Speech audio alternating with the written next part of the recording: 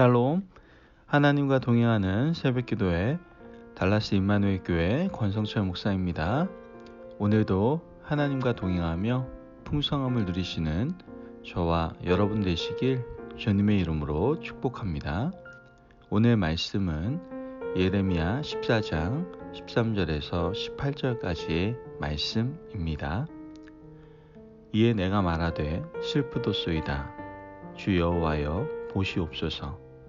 선지자들이 그들에게 이르기를 너희가 칼을 보지 아니하겠고 기근은 너희에게 이르지 아니할 것이라.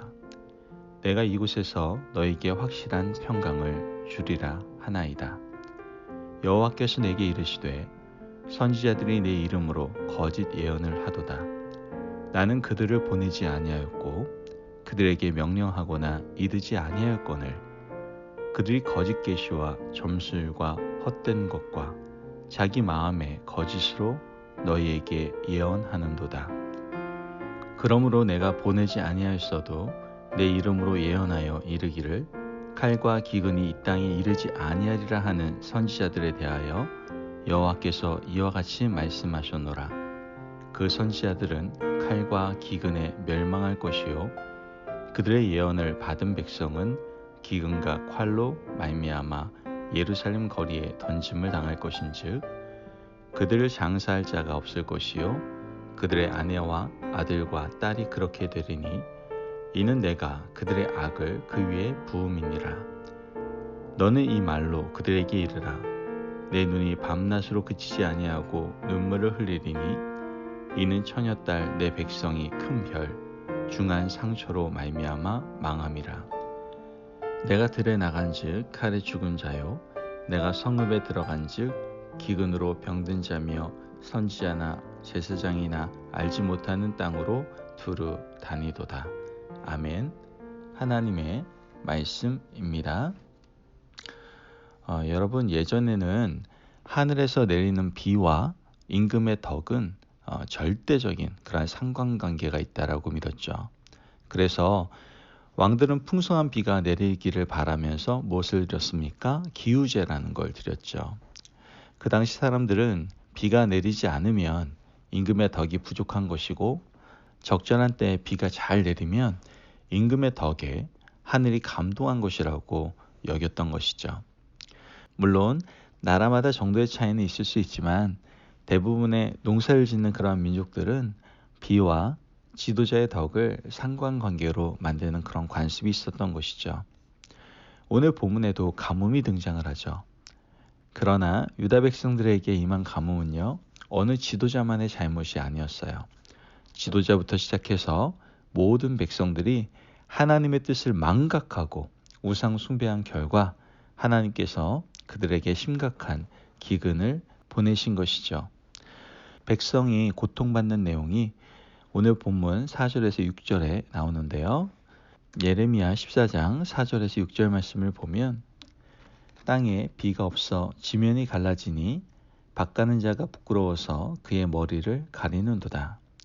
들의 암사슴은 새끼를 낳아도 풀이 없으므로 내버리며 들나귀들은 벗은 산 위에 서서 승냥이 같이 헐떡거리며 풀이 없으므로 눈이 흐려지는도다. 아멘.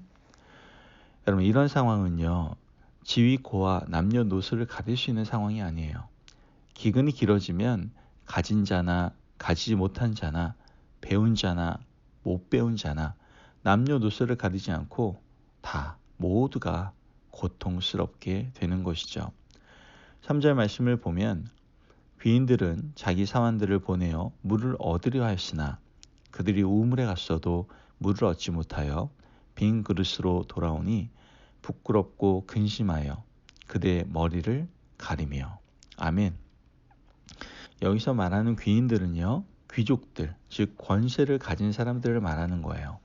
하지만 그들도 손쓸 방법이 없었다라는 것이죠. 귀인들이 기근 이전에 어떻게 살았을까요? 많은 돈으로 권력을 행사하고 많은 사람들을 위해 군림하는 삶을 살지 않았겠습니까? 그런데 기근이 이르자 권력도 힘을 잃었어요. 부리는 사람이 많으면 뭘 합니까? 물을 구해오라고 해도 한 방울도 구해오지 못하는 상황이 된 거예요.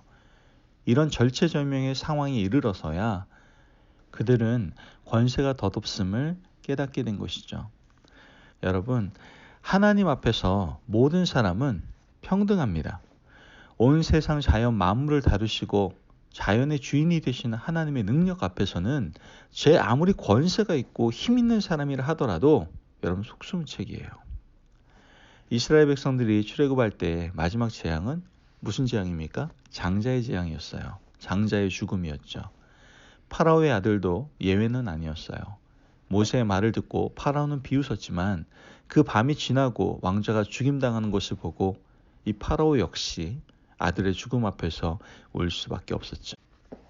하나님의 권능 앞에서는 어떤 권력도 아무 소용없음을 보여주는 거 아니겠습니까?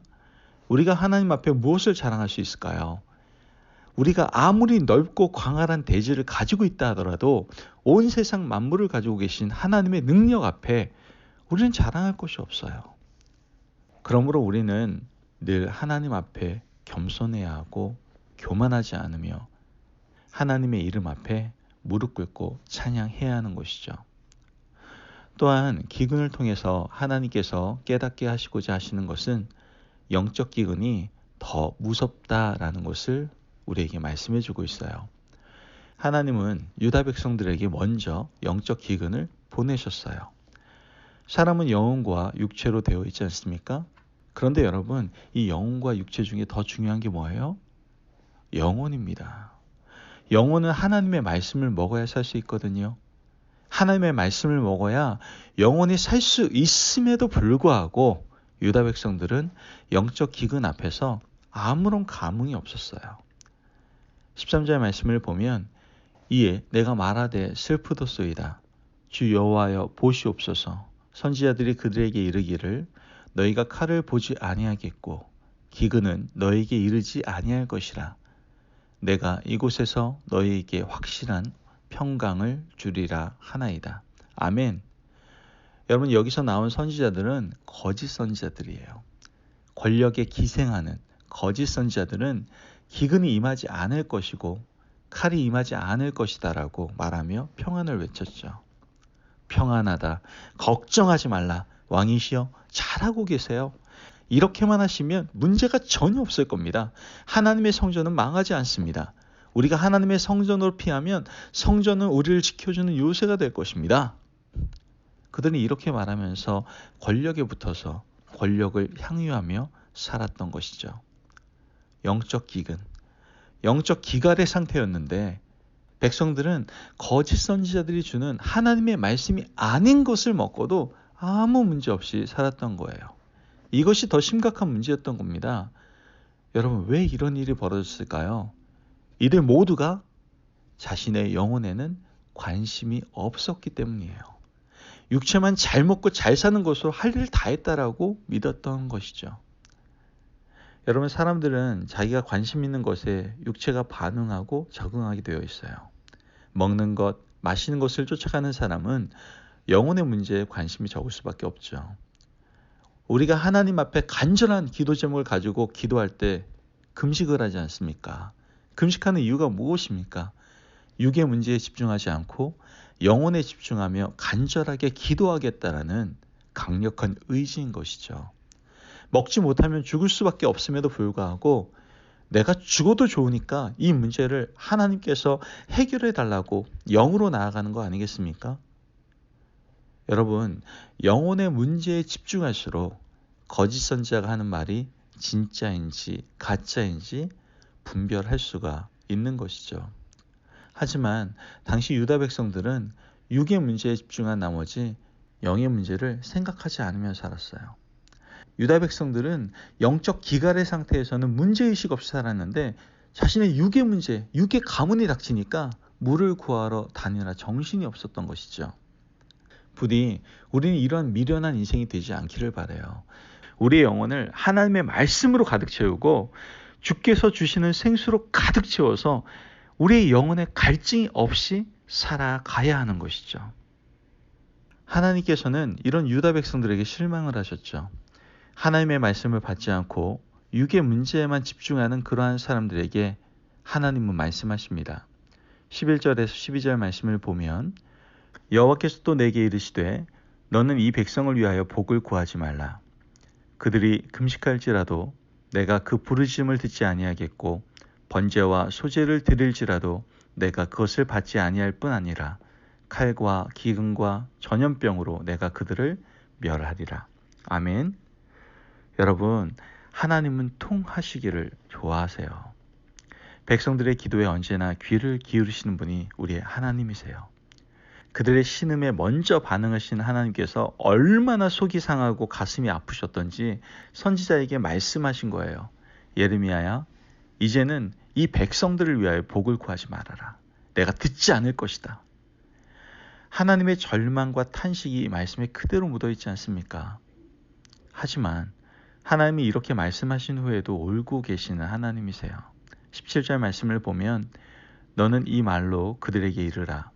내 눈이 밤낮으로 그치지 아니하고 눈물을 흘리리니 이는 처녀딸 내 백성이 큰 파멸 중한 상처로 말미암아 망함이라. 아멘. 여러분, 하나님은 그럼에도 불구하고 유다 백성들을 뭐라고 말씀하십니까? 처녀딸 백성이라고 말씀을 하시죠. 예레미야 선지자가 눈물의 선지자가 된 이유는요, 하나님의 눈물을 보았기 때문에 그래요. 울고 계시는 하나님을 보았기 때문에 예레미야 선지자 역시 하나님의 눈물 앞에서 같이 울 수밖에 없었던 것이죠. 여러분, 이제 우리는 하나님의 눈물을 흘리게 하는 자가 되지 않기를 바랍니다. 우리로 인해서 하나님이 기뻐하시기를, 우리 때문에 하나님이 행복해 하시고 즐거워하시도록 우리가 살아가야 되는 것이죠. 그러므로 우리의 영이 이제 하나님의 말씀에 집중하고 하나님 앞에 깨어 있어서 하나님이 기뻐하시는 주의 백성으로 살아가실 수 있는 저와 여러분이 되시길 주님의 이름으로 축복합니다. 아멘. 기도하겠습니다. 사랑이 많으신 하나님 감사합니다. 하나님의 놀라우신 은혜 가운데 오늘도 귀한 말씀을 허락하여 주시고 우리의 인생 가운데 다가오는 기근 앞에서 겸허하게 그 기근의 의미를 깨닫게 하시니 감사합니다. 하나님, 우리가 그 기근 앞에서 우리가 자랑할 것이 아무것도 없음을 깨닫고 늘 겸손함으로 주님 앞에 무릎 꿇고 나아가는 자들 될 수 있도록 주님 도와주시옵소서. 하나님, 특별히 우리가 영적 기근에 무관심한 자들 되지 않도록 도와주시고 우리 삶 가운데, 인생 가운데 영적 기근이 오지 않도록 늘 하나님의 말씀을 사모하며 하나님의 것으로 가득 채워 늘 영적인 사람으로 살아갈 수 있도록 우리의 삶을 축복하여 주옵소서. 오늘도 주의 은혜가 우리의 삶 가운데 가득할 줄을 믿으며 예수님의 이름으로 기도합니다. 아멘. 오늘도 하나님과 동행하며 풍성함을 누리시는 저와 여러분 되시길 주님의 이름으로 축복합니다. 아멘. 여러분, 우리 하나님의 기쁨과 자랑이 되도록 늘 말씀을 사모하는 그런 영적인 사람으로 살아가도록 우리 오늘 하루도 힘쓰시기를 바랍니다. 말씀 안에서 승리하십시오.